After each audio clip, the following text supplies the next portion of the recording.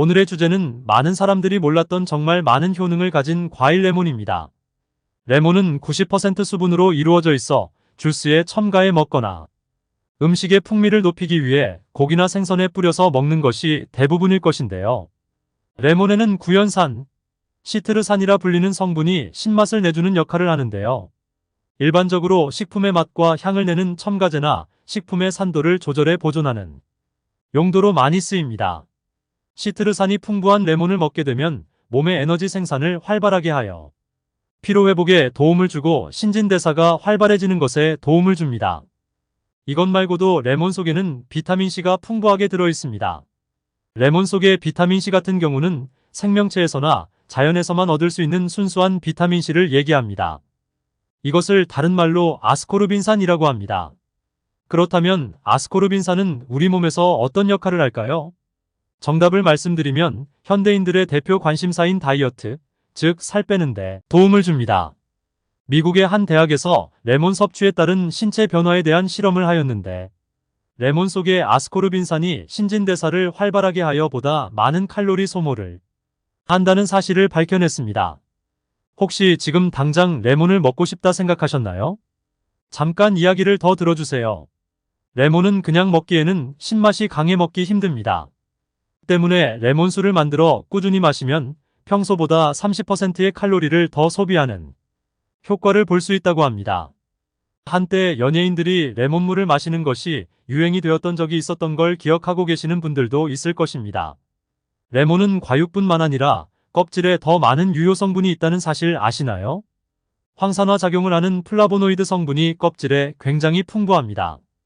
거기에 더해 껍질에는 대표적인 충치균을 억제하는데 도움을 주어 구강 건강에 도움을 줍니다.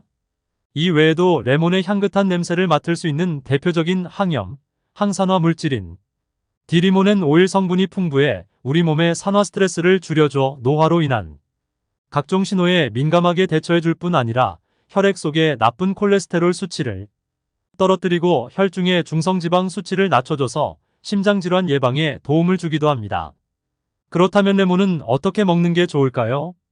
과육은 물론 껍질에도 좋은 성분들이 많이 포함되어 있어 껍질째 드시는 게 좋기는 하지만 레몬 껍질을 먹기에는 쉽지 않을 것입니다.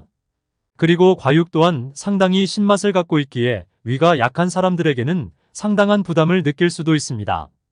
그래서 한때 유행했던 레몬수로 먹는 것이 가장 편안하게 섭취할 수 있는 방법입니다. 여기서 주의할 점은 레몬의 비타민C는 수용성으로 물과 희석하면 비타민C를 오롯이 얻을 수 있으나 열을 가하게 되면 비타민C가 파괴가 된다는 점 반드시 기억하세요. 그리고 반드시 식후 또는 위장 안에 음식물이 남아있는 상태에서 드시는 것을 추천드립니다. 그렇다면 레몬수는 어떻게 만들면 될까요? 그리고 좋은 레몬은 어떻게 고를까요? 일반적으로 레몬수라고 하면 레몬을 슬라이스로 하여 물에 담가서 우려내면 된다 생각하실 겁니다. 하지만 물의 온도에 따라 레몬 껍질의 플라보노이드 성분이 우러나오는 정도가 다르다는 사실 알고 계셨나요? 보통은 미지근한 물이나 차가운 물에 우려내기가 편하겠지만 황산화 능력치가 가장 좋은 물의 온도는 95도 이상의 물 온도입니다. 오히려 차가울수록 황산화 성분이 가장 낮게 나온다고 하니 꼭 기억해 주세요. 그리고 좋은 레몬 고르는 법은 꼭지 부분이 녹색을 띠는 것이 좋고 표면이 울퉁불퉁한 것보다 매끄럽고 윤기가 나는 것이 좋으며 끝부분이 둥글한 것이 과즙이 풍부한 레몬이니 꼭 확인하세요. 그러면 어떻게 레몬수를 만드는 게 좋을까요? 레몬의 모든 성분을 온전히 먹을 수 있는 레몬수 만드는 방법 알려드립니다. 우선 레몬을 반으로 자릅니다. 그리고 유리용기나 세라믹 용기에 과즙을 최대한 짜냅니다. 그 후 미지근한 물을 섞어주세요. 뜨거운 물은 비타민C를 파괴할 수 있으니 주의하시기 바랍니다. 그리고 금속 용기는 비타민C와 반응하여 효능을 떨어뜨릴 수 있습니다. 그리고 남은 껍질은 끓인 물에 넣어서 식혀주고 레몬즙의 물과 섞어주면 최대한 좋은 성분을 파괴시키지 않고 레몬수를 드실 수 있습니다. 레몬은 강한 산성의 과일이기에 이를 권장량 안에서 섭취하기를 추천드립니다. 아무리 물에 희석을 시켰다고 하더라도 많은 섭취는 위에 무리를 줄 수 있기 때문입니다. 그리고 섭취를 많이 하면 레몬 속의 아미노산 티라민 성분이 혈압을 높여서 편두통을 유발할 수도 있습니다. 그렇다면 일일 권장량은 어떻게 될까요? 레몬물은 물 1리터당 레몬 1개로 하루 1리터가 적당합니다. 평소 물을 많이 드시는 분은 모자랄 것 같다고 생각하신다면 최대 2리터, 그러니깐 레몬 2개 이상을 드시지 않는 걸 추천드립니다. 그렇다면 레몬수의 유통기한은 어떻게 될까요?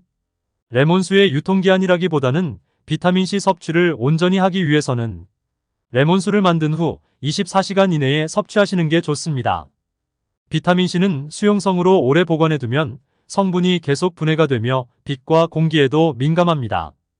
그리고 만약 물을 많이 마시기 힘들어하시는 분들이 있는데 여기서 팁을 드리자면 레몬물만 먹다 보면 금방 질릴 수도 있는데 이럴 땐 꿀을 한 스푼 넣어서 드시면 기관지에도 좋고 맛도 좋아지는 효과를 얻을 수 있습니다. 다만 꿀을 넣어 드시는 경우 당뇨가 있는 분에게는 추천드리지 않습니다. 그리고 지금같이 무더운 여름, 레몬수와 민트잎을 같이 넣어 드시면 탈수 예방에도 큰 도움을 받을 수 있습니다. 레몬수를 꾸준히 마시면 살도 빠지고 피부도 좋아지고 건강도 챙길 수 있겠죠. 이제는 커피 말고 건강한 레몬수 한 잔 어떠세요?